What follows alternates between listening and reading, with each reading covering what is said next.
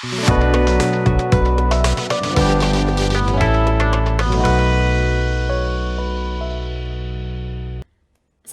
warahmatullahi wabarakatuh. Kembali lagi bersama kami di channel YouTube Kaum Podcast IWC, Islamik berkarakter dan cerdas. Pada kesempatan hari ini masih bareng aku Pia Kamalia Kartika bakal nemenin sahabat Kaum Podcast di rumah atau dimanapun berada. Dan kesempatan hari ini, pada episode kali ini kita masih bareng orang yang sama nih di episode sebelumnya. Pada episode sebelumnya kita masuk pada program ngaji yuk dibarengi bersama Ustadz Mustafa Ali, dan kali ini kita masih dalam program ngaji yuk juga. Kita akan ulik secara bersama kelanjutan dari hadis Arba'in Nawawi pada bab 4. Dan sekarang langsung aja kita sapa beliau. Assalamualaikum, selamat pagi Bapak. Waalaikumsalam warahmatullahi wabarakatuh. Selamat pagi dan semangat pagi. Masih dengan apa sih namanya, jargon ya, jargon. Masih dengan jargon kita. Jargon yang sama, semangat pagi. Semangat pagi walaupun menjelang siang. Iya benar sekali. Semangat. Gimana kabarnya nih Pak? Baik, alhamdulillah rabbil alamin. Kita masih diberikan kesehatan oleh Allah Subhanahu wa taala, dan yang terpenting kita dapat memanfaatkan kesehatan kita dengan aktivitas yang bermanfaat untuk diri dan sesama. Ya. Jadi kali ini Pak kita masuk pada program ngaji yuk yang seperti saya katakan di awal tadi, kita akan ulik bersama kelanjutan dari hadis Arba'in Nawawi yang keempat gitu. Mungkin dari teman-teman yang baru banget nonton video ini mungkin juga bisa nih untuk menonton ulang atau menonton video-video sebelumnya untuk melihat atau belajar secara bersama terkait dengan hadis Arba'in Nawawi pada bab 1, 2, 3, dan sekarang kita masuk pada bab 4. Oke, langsung aja Pak, mungkin Bapak bisa membacakan isi dari hadis bab 4 itu seperti apa? Silakan. Baik, bismillahirrahmanirrahim.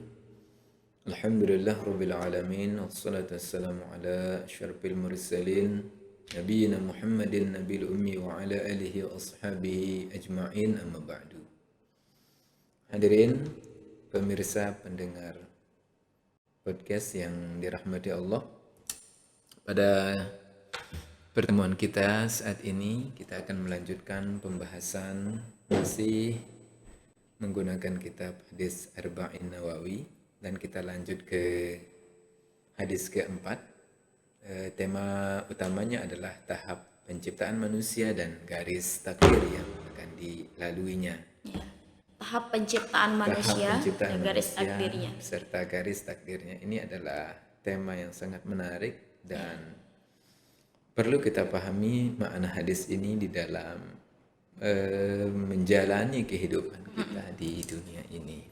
Mudah-mudahan hadis ini dapat memberikan kekuatan batin kepada kita untuk menata kehidupan kita di dunia ini agar selamat sampai tujuan di akhirat kelak. Amin ya rabbal alamin.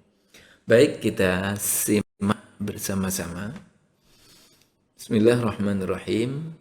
An Abi Abdurrahman Abdullah ibni Mas'udin radhiyallahu anhu qala. Hadis ini dari Abi Abdurrahman Abdullah bin Mas'ud radhiyallahu anhu. Dia berkata, Haddatsana Rasulullah sallallahu alaihi wasallam. Kami telah diceritakan oleh Rasulullah sallallahu alaihi wasallam bahwa as-sadiqul masduqu, Nabi itu bergelar as-sadiqu, sadiq, orang yang siddiq, orang yang benar. Al-masduqu lagi dibenarkan. Jadi apa yang diucapkan, yang disabdakan oleh Rasulullah sallallahu alaihi wasallam pasti itu benar. Karena sabda beliau adalah tidak keluar dari wahyu Allah Subhanahu wa taala. Hakikat hadis pada dasarnya adalah interpretasi atau penafsiran daripada beberapa ayat Al-Quran yang masih sangat umum maknanya, sehingga Rasulullah SAW melalui hadisnya menjelaskan atau menafsirkan makna-makna Al-Quran yang masih sifat global atau umum.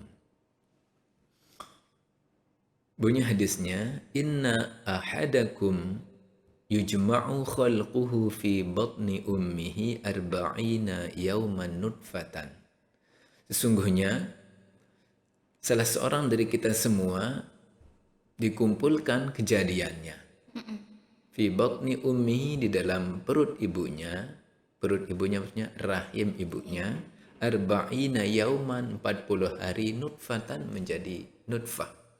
Nutfah itu adalah air mani, percampuran daripada sel sperma dari bapak dan ovum atau sel sperma dari ibu itu bercampur dan disimpan, yujma'u khalquhu, disimpan kejadiannya di dalam rahim ibu kita itu arba'ina yauman, 40 hari.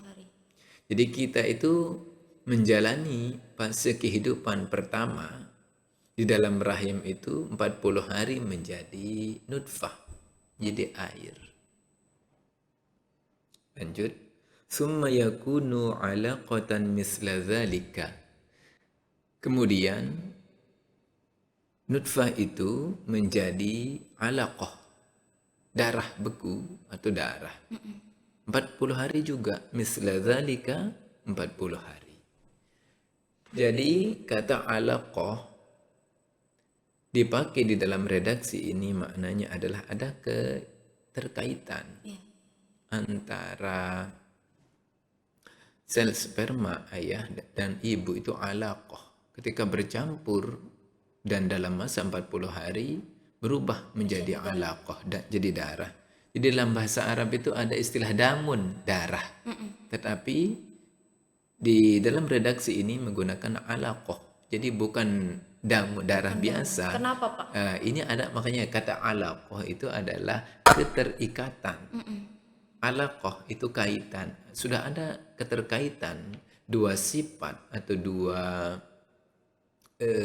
karakter antara ayah dan ibu kita. Itu alaqah, ada keterkaitan antara sifat rahman dan sifat rahim. Kasih dari ayah, rahim dari ibu itu bercampur, namanya alaqah.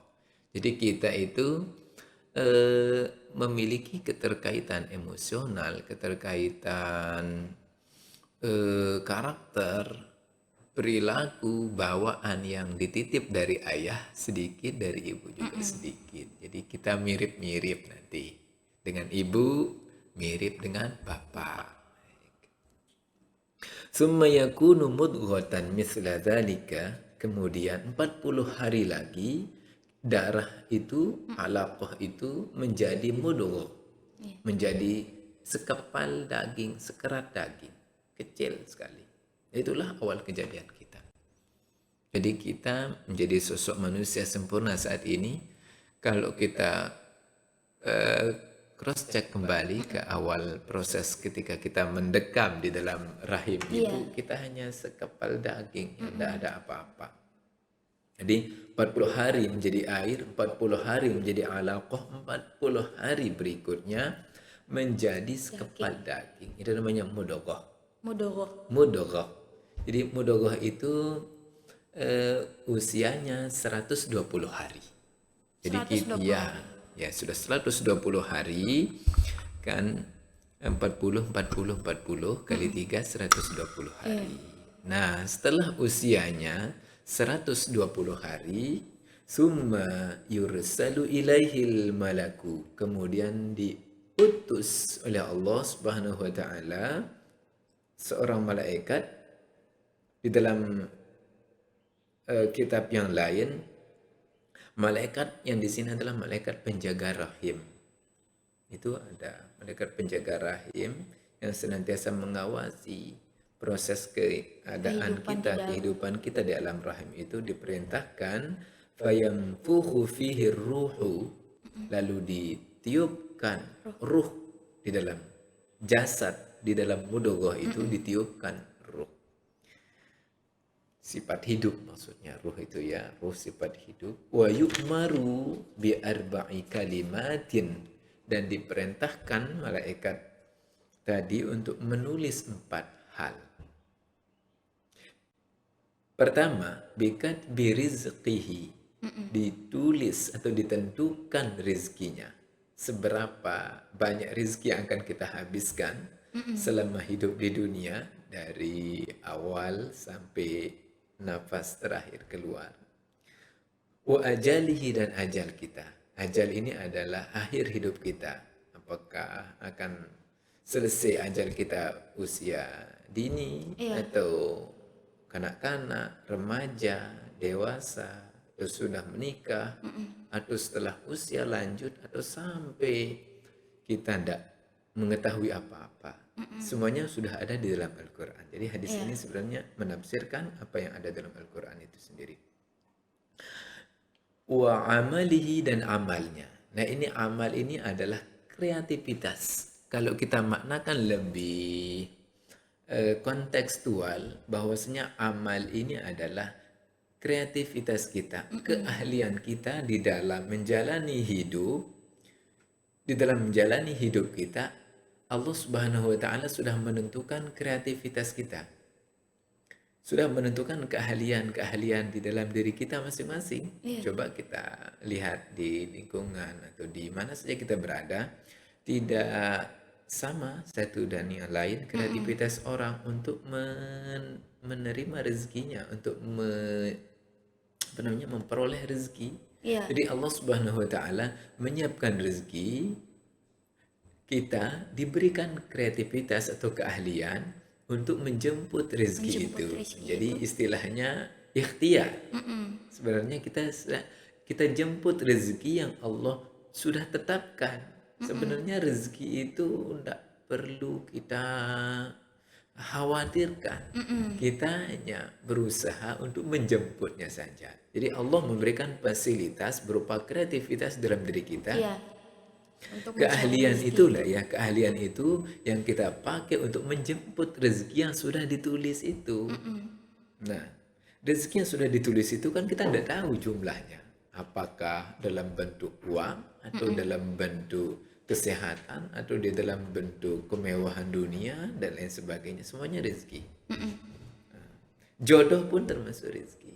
Sebenarnya jodoh itu termasuk rezeki. Jadi sering kawin itu berarti rezekinya banyak.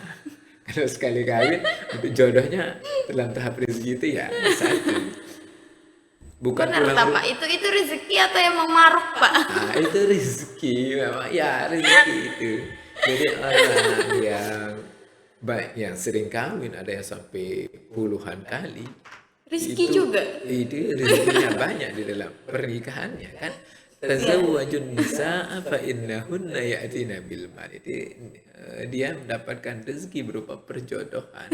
Tapi terlalu sering resepsi, begawe istilah lomboknya itu, uangnya habis. Sawahnya habis digali untuk membayar mahar, membayar apa itu. Tapi kalau sampai 10-an kali itu boleh nggak sih, Pak? Ya 4 kali. 4 kali sekaligus itu boleh. Tapi 10 kali itu ya boleh. Tetapi Iya. jangan sampai kumpulkan 10 orang sekaligus. Susah emang kalau Cari dulu berarti, Pak. Ya cerai dulu. Cerai dulu atau tunggu meninggal. Tunggu meninggal istri yang satu pindah ke berikutnya dan seterusnya. Tapi ya itu kan Nggak jika boleh. mampu.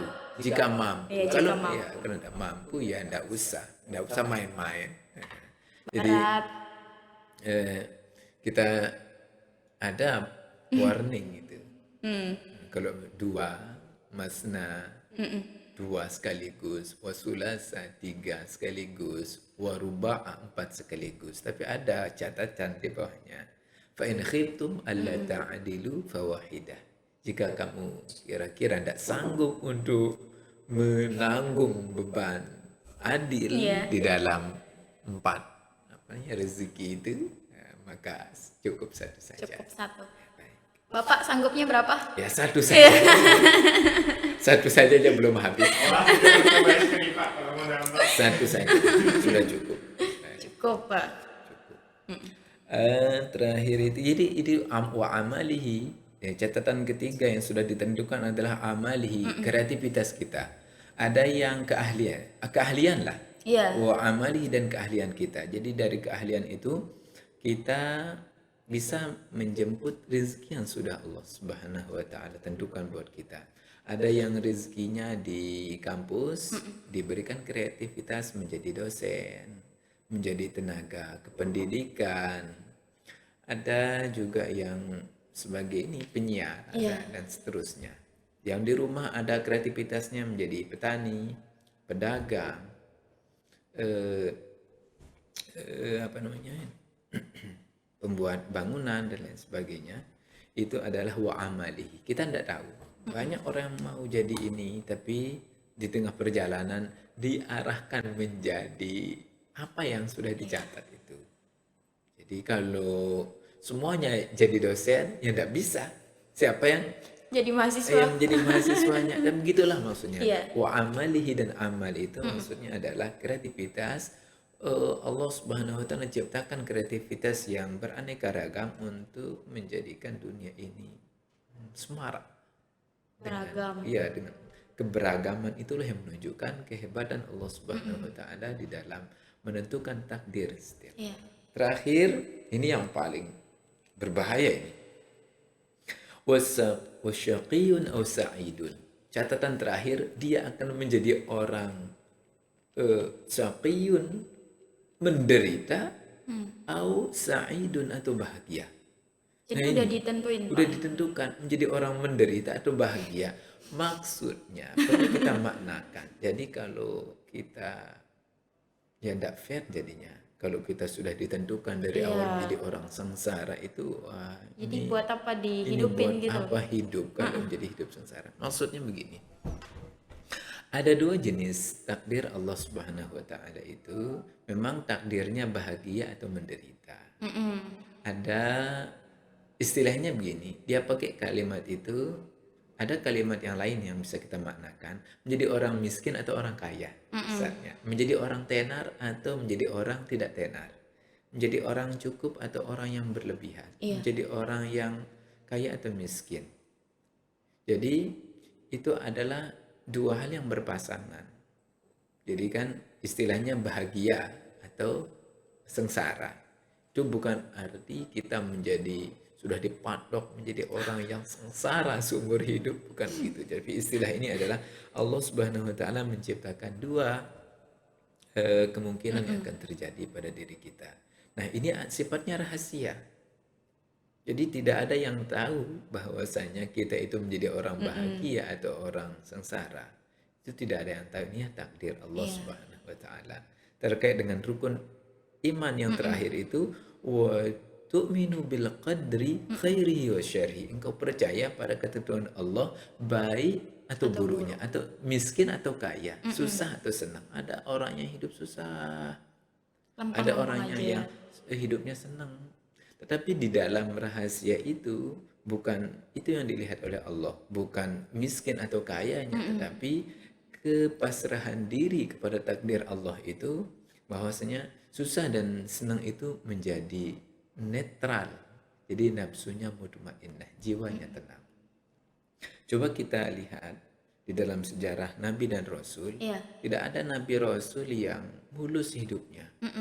Malah kita sebagai umatnya yang lebih mulus hidup kita.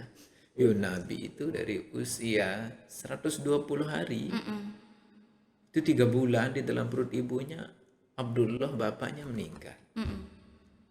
Lahir dalam kondisi yatim. Setelah 6 tahun usianya, ibunya pun meninggal, diasuh oleh kakeknya. Kakeknya meninggal, diasuh oleh pamannya, dan seterusnya. Setelah menjadi Nabi Rasul juga sengsara. Dihina, diancam, diusir dari daerahnya sendiri, dari kelahirannya. Tetapi bedanya Rasul dan kita, Rasul itu kan menerima takdir Allah Subhanahu wa taala. Sengsaranya dia terima karena dia percaya bahwasanya ini adalah takdir dari Allah Subhanahu wa taala. Dia terima karena dia terima, jadi takdir yang sulit itu terasa indah. Ringan. Iya, terasa ringan.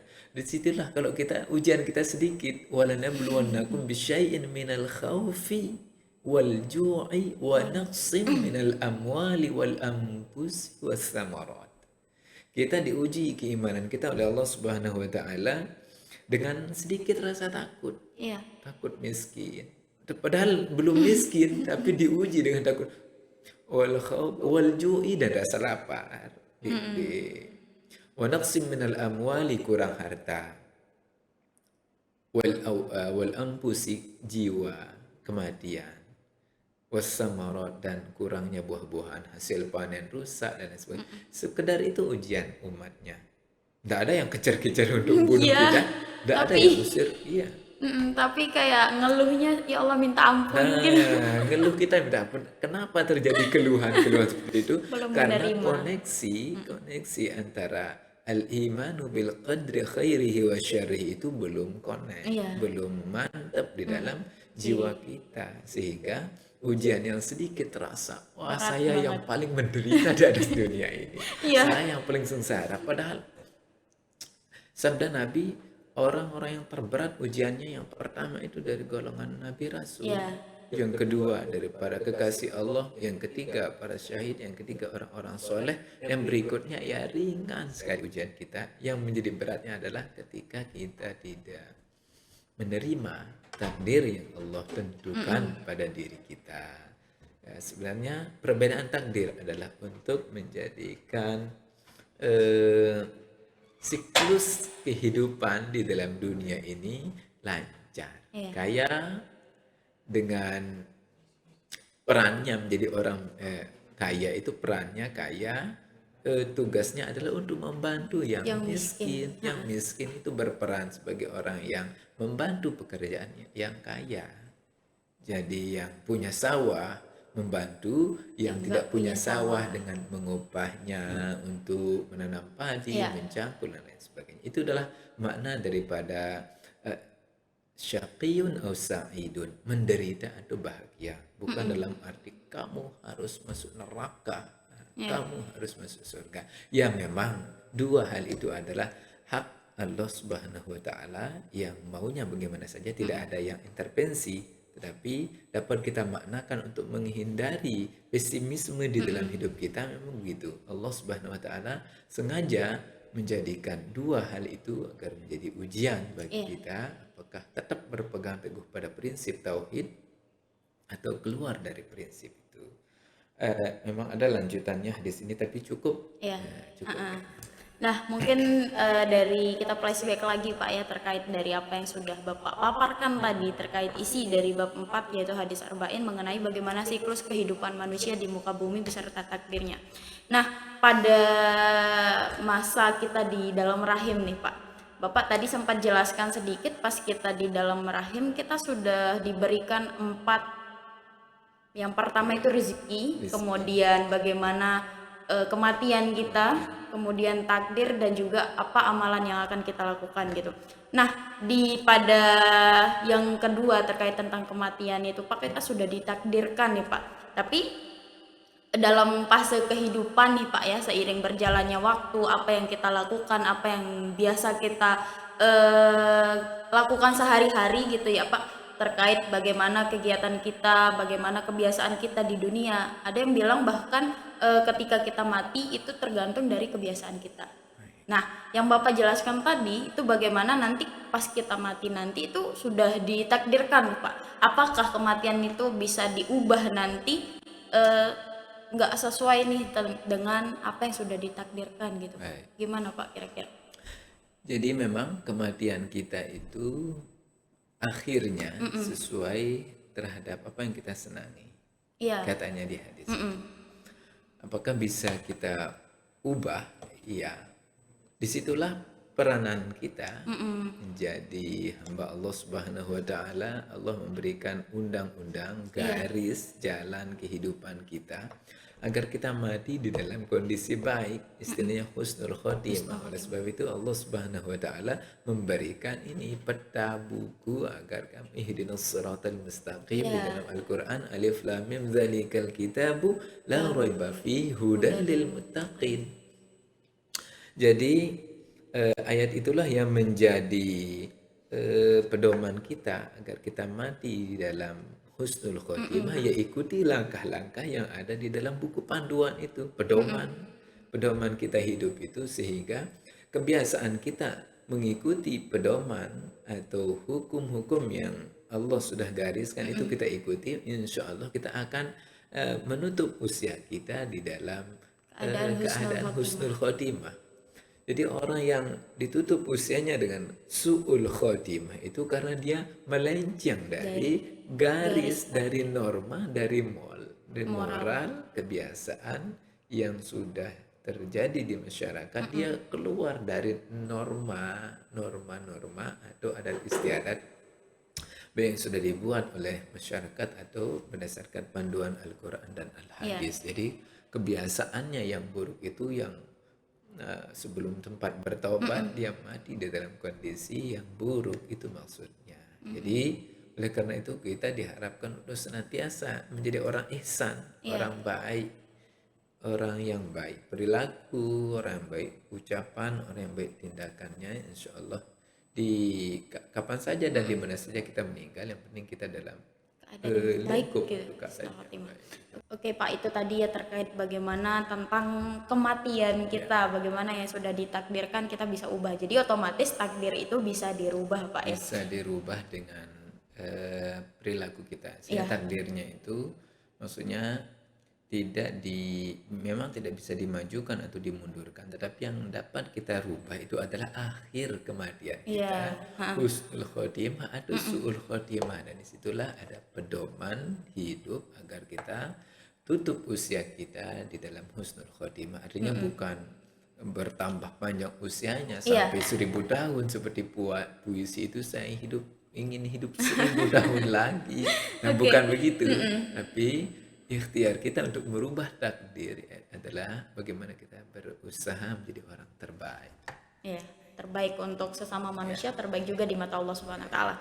Nah, itu tadi Pak ya. Nah, bagaimana kira-kira untuk orang-orang yang tidak menerima takdir? Bahkan untuk sekarang-sekarang nih banyak sekali kasus nih, kasus bunuh diri lah, kasus apalah segala macam gitu yang buruk-buruk gitu Pak ya, yang terjadi di lingkungan kita yang sekarang-sekarang tuh mereka kadang tidak menerima takdir atau apa. Nah, ganjarannya itu di dunia maupun di akhirat itu seperti apa sih Pak gitu?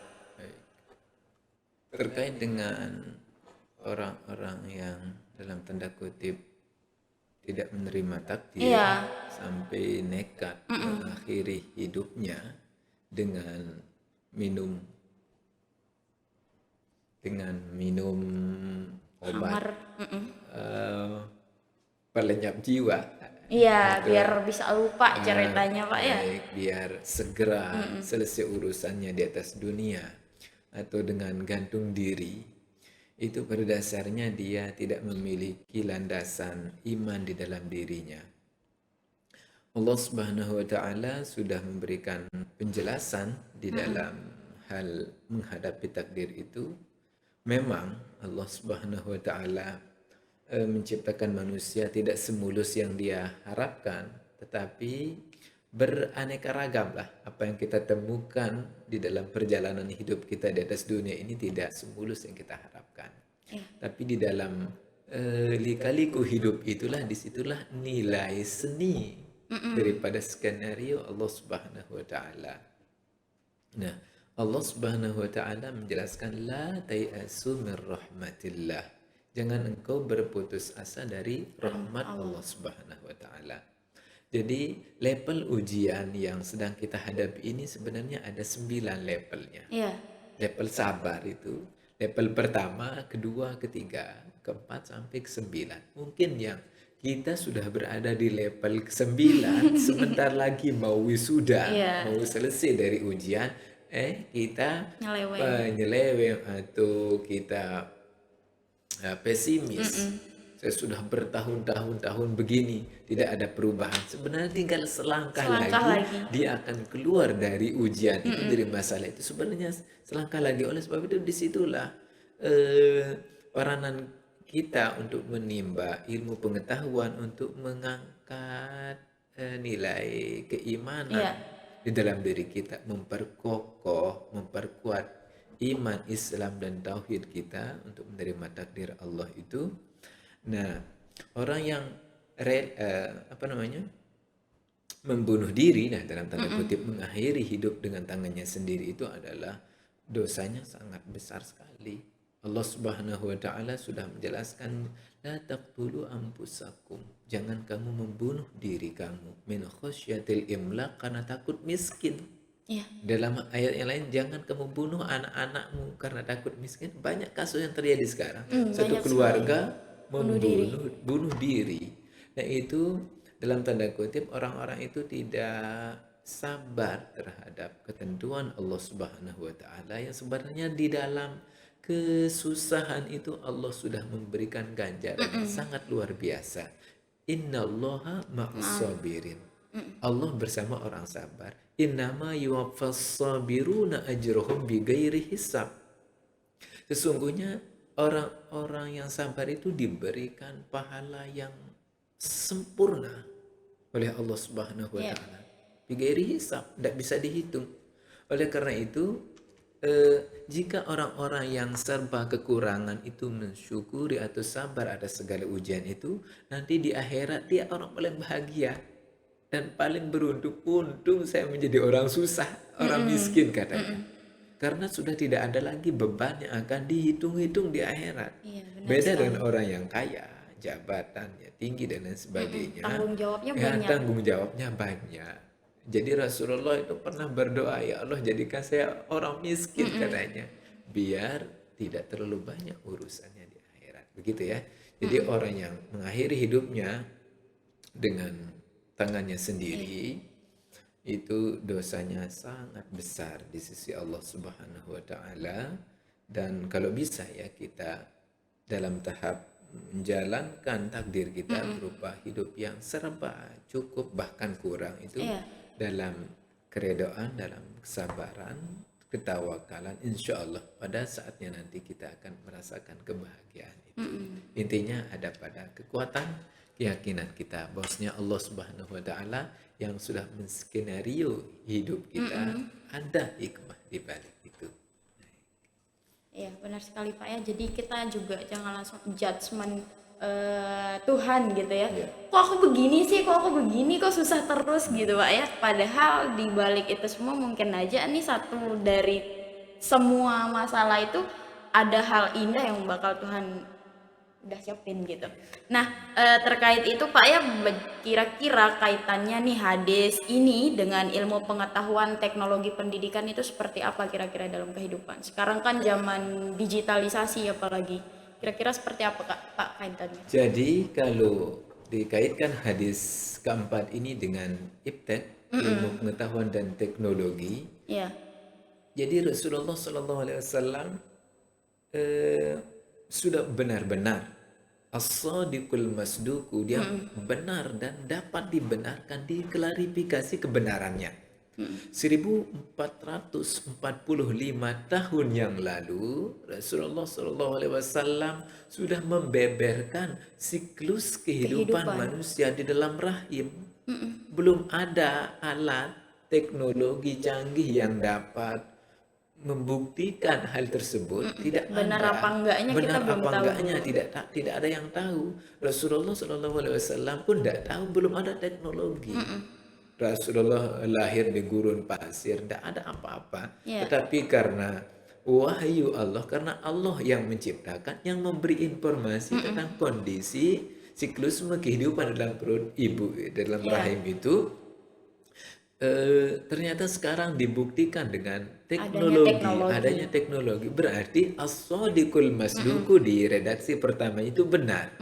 Rasulullah mengucapkan, menceritakan sesuatu kondisi hal yang sangat benar apa adanya, walaupun dengan tanpa teknologi. Jadi teknologi Rasulullah itu super canggih. Makanya diberikan gelar asidik Pak ya. As-sadiqul masduku. Jadi Rasulullah itu dapat melihat, dapat menerawang, dapat membuka isi siklus kehidupan bayi di dalam rahim itu dengan kacamata hatinya yang disinari dengan wahyu dari Allah Subhanahu wa taala. Jadi terbukti sekarang lahir ilmu biologi, ilmu apa namanya?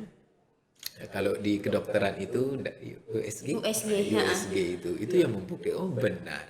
Jadi orang hamil 3 bulan terus sampai seterusnya dapat al-masduku, dapat dibuktikan kebenaran sabda dari Rasulullah SAW. Jadi apa yang disampaikan oleh Rasulullah itu adalah konkret, Nyata gitu Pak ya. nyata kebenarannya, karena bukan dari Rasul sendiri, tapi wa ma yantiqu 'anil hawa in huwa illa wahyu yuha.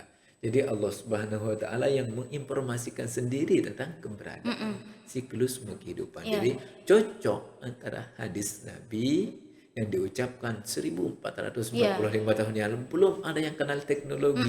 Rasulullah sudah lebih dahulu mengetahui kondisi siklus Kehidupan kehidupan seseorang dari kita semua.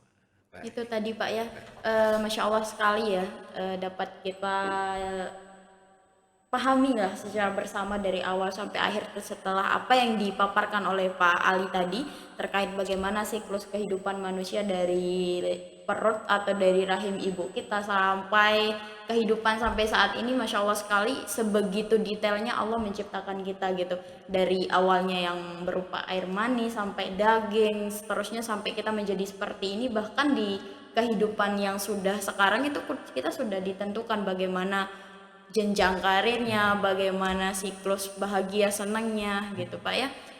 Jadi kira-kira nih Pak, dari pembahasan kali ini mungkin ada intisari atau satu hal yang dapat kita petik secara bersama nggak Pak, yang dari hadis keempat ini? Silakan Pak disampaikan. Baik, intisari atau kesimpulan Iya. sederhana yang dapat kita pegang menjadi bahan perenungan kita, bahwasanya kehidupan di dunia ini memang tidak selamanya sesuai keinginan kita, tetapi apa yang sedang terjadi itu adalah takdir dari Allah Subhanahu wa taala. Satu kesimpulan, Allah Subhanahu wa taala memberikan apa yang kita butuhkan, tetapi tidak memberikan apa yang kita inginkan. Jika kita hidup sesuai dengan apa yang ditakdirkan oleh Allah Subhanahu wa taala berdasarkan ketentuan Allah, kita akan ikhlas menerimanya. Walaupun hal kecil akan terasa indah. Tetapi kalau kita hidup dengan menuruti hawa nafsu kita, walaupun banyak yang kita miliki itu belum cukup. Hidup 10.000 dengan kebutuhan, tetapi 1 juta per hari tidak cukup kalau untuk membeli segala keinginan atau gaya hidup kita.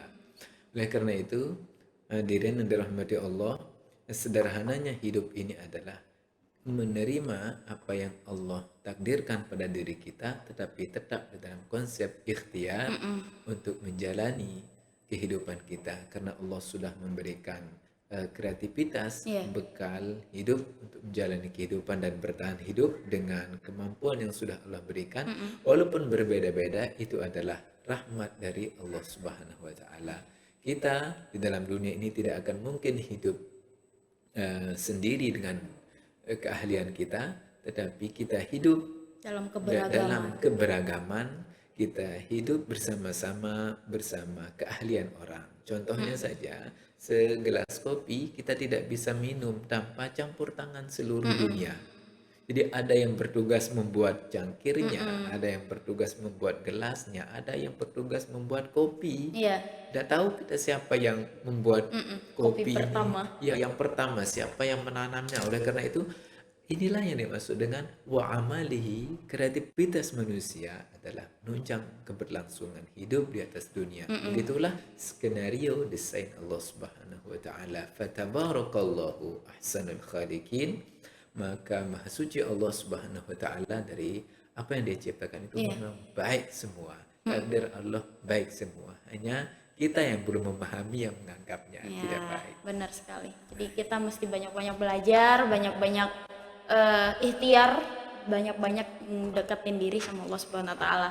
Jadi itu mungkin ya teman-teman, terkait bagaimana isi dari bab 4 di hadis Arba'in Nawawi. Untuk teman-teman mungkin yang banyak nih, untuk yang merenungi kesulitan dalam kehidupan gitu ya, tetap semangat, karena Tuhan tuh nyiptain kita tuh semata-mata bukan tanpa ada gunanya gitu Pak. Bahkan sedetail itu Tuhan nyiptain kita itu sudah ditentuin nih, kamu bakal kayak gini, kamu bakal kayak gini. Jadi kita tetap semangat, tetap ikhtiar gitu untuk menjalani takdir yang sudah ditetapkan oleh Allah Subhanahu wa taala. Mungkin itu Pak ya yang dapat kita sampaikan secara bersama pada episode kali ini. Mungkin dari pembahasan awal sampai akhir Bila ada salah-salah kata kami mohon maaf yang sebesar-besarnya.